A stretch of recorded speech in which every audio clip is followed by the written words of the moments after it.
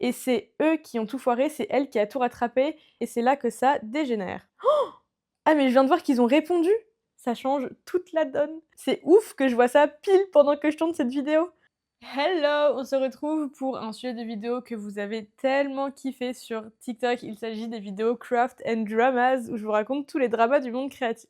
Et là, j'ai trouvé un nouveau drama à vous raconter qui est en train même de se passer. C'est encore l'histoire d'une entreprise qui prend tout le mérite d'une créatrice tricot, je vais tout vous raconter. En réalité, ça a démarré avant cette semaine, en décembre 2024 pour la période de l'Avent, lorsque King Fiber, une entreprise de production de laine, a fait une collaboration avec la créatrice Yamagara. La collaboration consistait à acheter un pack de laine vendu par King Fiber pour réaliser le modèle designé par Yamagara. Sauf que le problème, c'est que quand les personnes ont reçu leur laine, ça ressemblait pas vraiment à ce qui avait été vendu en photo. Et surtout, le rendu du projet, du coup, était différent également. Et du coup, les personnes qui ont tricoté le projet, en fait, ils n'avaient pas forcément le rendu attendu parce que vous voyez, les couleurs, elles sont pas très homogènes. On voit notamment des rayures de couleur bleue sur le blanc, alors qu'on s'attend plus normalement à un dégradé plus doux.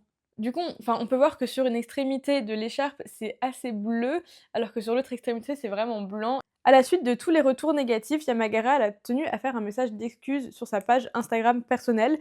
Le post est encore disponible si vous voulez voir, mais je vous ai fait un petit screen et je vous fais une petite transcription résumée en français. En gros, elle remercie les gens d'avoir acheté ce kit et elle entend qu'il y a eu des préoccupations au sujet de la laine qui n'était pas réellement ce que les personnes attendaient. Et elle dit que donc elle a retesté la laine pour être sûre que ce que les gens disaient était vrai, et elle ne nie pas du tout, au contraire. En tant que créatrice, elle assume entièrement la responsabilité que les clients aient une bonne expérience, une expérience positive et enrichissante avec les modèles qu'elle a créés. Et maintenant, elle veut se concentrer sur la manière dont elle peut les soutenir à l'avenir pour en gros se rattraper. Et bah elle sait qu'elle peut pas changer les kits de tout le monde, récupérer la laine en renvoyer, enfin ça va coûter beaucoup trop cher. Donc ce qu'elle propose de faire, c'est de rédiger un nouveau modèle qui serait utilisable et qui rendrait beau avec la laine qu'ils ont reçue. Ça c'était dans un premier post. Ensuite, elle en fait un deuxième, qui est lui aussi encore disponible sur son compte Instagram. Elle dit que ça y est, elle a réalisé le deuxième modèle et qu'elle l'a envoyé à tout le monde. Il s'agit d'un châle et lui, il rend beaucoup mieux avec la laine que les personnes avaient reçue. Donc il est tricoté à plat avec des rangs raccourcis, des augmentations et des diminutions, répartissant efficacement la plupart des touches de couleurs pour réduire le pooling dans certains des mini-écheveaux, et il permet aux différences de tons de suivre le fil. Donc ça, pour rappel, c'était le 25 février, et le drama, en fait, pour l'instant, il n'y en a pas, parce que juste, elle fait bien son taf, et elle est très respectable, sauf qu'il y a King Fiber qui intervient, et c'est là que ça dégénère. Directement entre le 21 et le 22 février, King Fiber, ils repostent les posts de Yamagara dans leur story d'Instagram à eux, et ils disent exactement « Veuillez consulter les 2 derniers posts de Yamagara présentant un nouveau modèle créé avec les écheveaux de l'avant QF/Yamagara. Nous apprécions sincèrement tous ceux qui ont partagé leurs commentaires. Bien que nous ayons beaucoup réfléchi et apporté beaucoup de soins à cette aventure, nous avons tiré des leçons précieuses que nous appliquerons à l'avenir. » En vrai, à ce moment-là, moi je trouve ça cool parce que au moins ils assument et ils disent qu'ils en tirent de leçons. Donc pour moi, c'est une manière de dire qu'ils reconnaissent totalement leur tort. Et dans une deuxième story, ils disent merci beaucoup à tous ceux qui ont participé à l'avant. Nous sommes vraiment reconnaissants de votre soutien et de votre compréhension. Nous reconnaissons nos manquements et apprécions votre patience. Et un grand merci à Yamagara pour avoir créé un autre modèle qui permet à la laine de l'avant de briller. Moi, je voyais pas trop le problème en fait à ce moment-là. Sauf que, à la suite de ces stories, Yamagara a de nouveau publié donc des posts Instagram où elle dit: je tiens à préciser que je n'ai pas donné à King Fiber l'autorisation d'ajouter ses excuses à mes posts. En joignant des excuses à mes posts de cette manière, cela peut donner l'impression que j'assume la responsabilité des commentaires négatifs que les clients leur ont adressés, ou que j'essaye de rectifier un modèle qui ne fonctionnait pas bien au niveau de l'avant. Et en vrai, du coup, j'ai grave réfléchi après à ce qu'elle a dit, et je suis trop d'accord en fait. En fait, ce que j'aurais dû me dire au début de cette histoire et que je m'étais pas dit, c'est que c'est quand même entièrement la faute de King Fiber de base. Genre Yamagara, elle a tout fait bien, elle a rédigé un modèle entier et elle a quand même eu une mauvaise image, enfin en tout cas plus maintenant parce qu'elle s'est excusée et elle a tout fait correctement, mais ils ont eux gâché toute la collab, elle a travaillé dur en vrai. Eux, ils produisent, mais ça reste une entreprise plus grande qu'une simple créatrice. Et c'est eux qui ont tout foiré, c'est elle qui a tout rattrapé. Et eux, ils ont pas fait grand chose pour rattraper tout ça, à part juste republier ce que Yamagara elle a publié en disant ouais, nous aussi on est désolés d'ailleurs, on fait tout comme elle. En tout cas, Yamagara, elle dit de plus, je n'ai pas créé un nouveau modèle pour faire briller la laine de l'avant, donc les informations sur leur post sont incorrectes parce que King Fiber, ils ont dit merci Yamagara d'avoir fait un nouveau modèle pour faire briller la laine de l'avant. Mais Yamagara, elle a pas envie de faire briller leur laine. Elle voulait juste de base qu'ils fassent la laine qu'ils devaient faire et ils ont foiré. Et donc là, l'idée c'était pas de refaire briller la laine foirée. Enfin bref, vous voyez bien c'est bizarre en fait. Ensuite, elle continue, toujours dans son post Instagram, en disant mon intention en tricotant le châle, donc le nouveau modèle avec les mini écheveaux de l'avant et en offrant le modèle était simplement de fournir aux clients un autre moyen d'utiliser leur laine. Donc ça rappelle aussi qu'elle a fait ça bénévolement parce qu'elle a vraiment offert le modèle aux gens. Et Dieu sait que ça prend du temps de faire un modèle, de le designer, de rédiger le patron, de le tester. Enfin vraiment, c'est un travail monstre. En gros, la conclusion qu'il faut tirer de ce qu'elle a dit, c'est mes actions dans cette situation sont purement les miennes et non en collaboration avec une autre partie. Et d'ailleurs, il y a une suite que je trouve assez intéressante que je vais vous lire. Elle dit « Merci d'avoir partagé vos réflexions sur la situation, j'apprécie vos aimables paroles. La situation est difficile, j'ai longuement réfléchi à la manière de la gérer avec gentillesse, équité et responsabilité envers les clientes. Je serais ravie d'élaborer un plan avec la société de laine pour répondre aux préoccupations concernant les laines soulevées par les clientes, mais il n'y a eu aucune réponse à mes emails dans lesquels j'ai partagé mes observations et mes tests au tricot sur l'ensemble de l'avant. » Et là, elle sort les dramas. Donc en fait, c'est archi culotté là ce qu'ils ont fait. Vraiment, ils se sont excusés. Surtout qu'ils ont été super réactifs parce qu'elle a fait ses posts Instagram le 21 février. Eux, direct, ils ont remis en story en disant ouais, on est désolé. Alors qu'ils répondaient même pas à ses mails. Donc faut savoir, ils sont actifs ou ils sont pas actifs. Ils peuvent pas être actifs seulement quand ça les chante.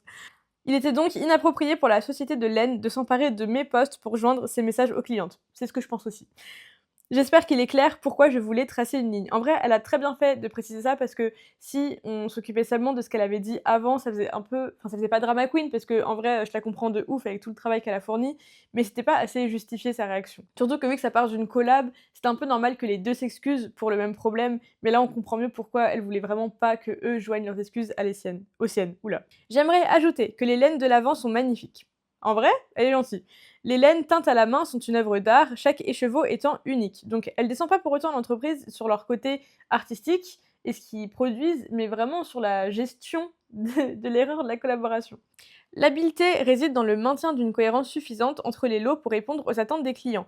Dans le cas de cet ensemble de l'avant, certaines clientes aiment et apprécient le caractère unique de leur laine. Et ça, c'est vrai qu'on peut pas le retirer, les teintes de laine comme ça, c'est trop beau. Pour celles qui sont moins satisfaites, j'espère qu'offrir un modèle qui fonctionne avec la laine peut contribuer à apporter de la joie à leur expérience de tricot. C'est marrant parce qu'elle reprend un peu les termes que King Fiber disait de apporter, genre faire briller la laine, mais elle utilise un peu la même manière de parler, mais elle parle pas de leur laine, elle parle de l'expérience vraiment de tricot en elle-même. Avec ces réflexions supplémentaires, je souhaite fermer les commentaires sur ce post. Et c'est vrai qu'en fait, sur tous ces posts Instagram, il n'y a aucun commentaire. Donc moi, je sais pas trop ce que les gens ils en pensent, je sais pas s'ils ont le même avis que moi, mais moi, je trouve qu'elle s'en sort vraiment comme une queen. Et justement, je voulais bien connaître les avis des uns et des autres, donc je suis allée chercher dans des petits forums de discussion. Et en fait, il se trouve qu'il y a plein de personnes qui ont une mauvaise expérience en tant qu'employé chez King Fiber parce que en fait ça a toujours le même problème de communication et qu'ils n'ont pas une bonne gestion. Il y a aussi des personnes qui disent qu'ils ont beaucoup de retard. Quand ils ont des commandes, souvent, ils n'arrivent pas trop à tenir leur délai. Mais moi, j'avais aussi entendu parler de personnes qui avaient postulé pour travailler là-bas, et les personnes, pendant l'entretien, c'était assez positif et tout, et au final, les personnes n'avaient plus de réponse. Et quand elles rappelaient l'entreprise, ils leur disaient ah oui, on a oublié de vous prévenir, en fait, on vous prend pas. Et du coup, c'est chiant parce qu'il y a des personnes qui s'imaginent, bref, ils ont une mauvaise gestion, vous avez compris. Dites-moi ce que vous en pensez, mais en fait, je trouve que c'est encore une fois l'exemple d'une entreprise qui prend trop le mérite d'un petit créateur. Et dans le monde créatif comme ça, surtout dans le tricot et le crochet, ça demande tellement de travail de rédiger des patrons. Et la plupart des créateurs, soit ils ont une bonne communauté et ils arrivent bien à s'en sortir seuls, mais si tu veux vendre des kits pour débutants, et je me sens assez concernée puisque c'est un de mes projets 2025, c'est compliqué de trouver des fournisseurs parce que ça coûte cher, même en grand, en lot, surtout si c'est des personnes qui teignent leurs pelotes à la main, c'est magnifique, ça fait que chaque écheveau est unique, mais ça coûte super cher. Du coup, imagine, toi t'es créateur, tu veux rédiger un patron. Déjà, tu vas prendre du temps parce que faut que tu trouves la laine que ensuite tu vas fournir aux gens pour le kit. Donc tu as un travail de recherche avant même d'avoir commencé à réaliser le modèle. Une fois que tu trouves ta laine, tu fais ton échantillon, tu t'écris tout, tu fais tester. Faut le tester parfois en plusieurs tailles quand c'est des vêtements, c'est pas le cas d'une écharpe ou d'un châle, mais ça arrive très souvent de devoir faire plusieurs tailles. Et ensuite, tu dois fournir les personnes à qui tu vends le patron aussi la laine nécessaires pour réaliser ce patron. Dans le cas d'un châle ou d'une écharpe, il faut pas qu'une seule pelote, il en faut plusieurs. Donc déjà, tu es sur une vingtaine d'euros de matériel, plus faut que tu vendes ton matériel, enfin ton travail de rédaction. Il faut que tu te fasses une marge. Tu vas pas vendre 20 €, sinon tu as travaillé pour rien. Est-ce qu'il y a des gens qui vont acheter des kits pour faire une écharpe à 30 €? Il y en a, mais c'est rare et les personnes savent pas assez la valorisation qu'il faut donner à ce travail-là. Et je dis pas que l'entreprise, elle fournit moins de travail et que ce qu'elle fait, c'est pas bien et que c'est des flemmards, pas du tout. Mais je dis juste que le travail d'une seule créatrice est énorme parce qu'elle est toute seule à faire tout ça, alors que l'autre partie en face, c'est une entreprise entière. Et ils font moite-moite sur le travail à faire. Bon, même si je pense que la créatrice, elle travaille pas mal, mais bon, ça c'est un autre débat. Et derrière, quand il y a un problème comme ça, et ben en fait, les entreprises, pouf, elles s'en fichent parce qu'elles se disent, bah de toute façon, il y a la créatrice en face qui va tout gérer pour moi, donc je fais plus rien. Et en fait, c'est rageant. Enfin, il y a un moment, faut aider les créateurs, surtout que la plupart des personnes, c'est des gens qui adorent créer, mais ils sont pas là pour faire de l'administratif et pour gérer les problèmes de l'entreprise. Ah oui, parce que j'avais oublié la dimension où c'est quand même l'entreprise qui l'a foiré. Enfin, genre l'erreur, elle vient même pas de la collab, l'erreur, elle vient de un des deux parties, et c'est toujours aux mêmes personnes de gérer ces problèmes-là. Et c'est fatigant, c'est ultra fatigant. Donc moi, mon opinion, je suis à 1000% derrière Yamagara. Et je sais pas, en vrai, si vous avez une opinion différente, je veux bien l'entendre, évidemment. Je suis pas du tout fermée, surtout que bah, je suis pas trop renseignée sur King Fiber, à quel point ils gèrent leurs commandes. Enfin, vu que moi, j'ai pas d'expérience personnelle avec eux, bah, c'est compliqué de juger et peut-être que je devrais pas poser d'avis dessus. Mais je suis ouverte à vos avis, évidemment, à 1000%. Donc si vous en avez un différent du mien ou le même que le mien, n'hésitez pas à le faire savoir dans les commentaires, ça m'intéresse. Ah, mais je viens de voir qu'ils ont répondu. King Fiber a répondu. Attendez, ça change toute la donne. Attendez, mais on va lire ce qu'ils ont dit. C'est ouf que je vois ça pile pendant que je tourne cette vidéo. Ok, réponse de King Fiber.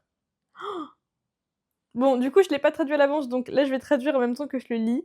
Nous voulons sincèrement nous excuser de comment nous avons géré les stories des posts précédents. Notre intention était d'être transparent, sachant, tout en connaissant les feedbacks de nos clients, et on voulait aussi exprimer notre gratitude pour les 2 designs que Yamagara a designés. La première écharpe était super belle et super bien designée, et le châle qui était créé par Yamagara de sa propre dévotion, ça se dit comme ça, dévotion, elle est dévouée quoi, et entièrement pensé pour offrir quelque chose en plus aux personnes qui n'ont pas été satisfaites des kits de l'avant. Nous espérons que en partageant ce post, il va atteindre plus de clients qui ont acheté l'avant pour faire un peu la promo du châle et pour genre qu'ils puissent faire le deuxième modèle et qu'ils soient contents finalement du service. Chaque écheveau de King Fiber est créé avec amour et attention, et on n'a jamais voulu laisser notre communauté en bas, et nous prenons l'entière responsabilité que vous ayez été déçus par vos attentes, dans vos attentes. S'il vous plaît, sachez que bah, on vous entend et on fait attention à ce que vous dites, et nous devons vous adresser des excuses. S'il vous plaît, n'hésitez pas à vous adresser à notre adresse mail si vous avez une expérience insatisfaisante, blablabla. Ah, mais ça me dérange, ils se sont pas du tout excusés auprès d'Yamagara. Ils ont dit on veut s'excuser de nos stories précédentes. Mais ils disent pas pourquoi, ils disent pas. Enfin, certes, ils ont dit que les 2 modèles de Yamagara étaient magnifiques. C'est le seul moment où ils parlent d'elles, mais enfin, on le sait qu'ils sont magnifiques, on n'a pas besoin de leur avis déjà pour commencer. Et ensuite, bah. Excusez-vous auprès d'elles. Je sais pas, ça me dérange, ils s'excusent, mais en même temps, on dirait qu'ils expriment qu'ils ont tout fait bien et qu'eux, ils ont été parfaits dans l'histoire, alors que bah, c'est pas du tout le cas, on est tous au courant. Mais du coup, c'est pas des excuses sincères, je trouve, parce que c'est vraiment genre, on fait de notre mieux, désolé, sachant qu'on a tout raté, mais désolé, on fait de notre mieux. Bah non, tu fais pas du tout de ton mieux, sinon t'aurais fait autre chose que ce que t'as fait. Du coup, je trouve ça super hypocrite. C'est trop marrant que j'ai reçu la notif du drama en même temps que je faisais la vidéo, c'est trop marrant. Mais du coup, comme ça, vous avez toutes les informations du jour. S'il y a des updates, je pense que je ferai des vidéos sur mon TikTok, donc n'hésitez pas à aller me suivre, à me suivre aussi sur Instagram, parce que je poste des jolies photos de mes créations en crochet. Et j'espère que cet épisode, il vous a plu, que ça vous a régalé comme d'habitude. Faites-moi vos retours, dites-moi ce que vous en pensez. Quel autre format vous voulez voir aussi sur ma chaîne YouTube. Et en attendant, moi, je vous embrasse. Restez loin de drama, juste écoutez-les, régalez-vous, mais n'en faites pas.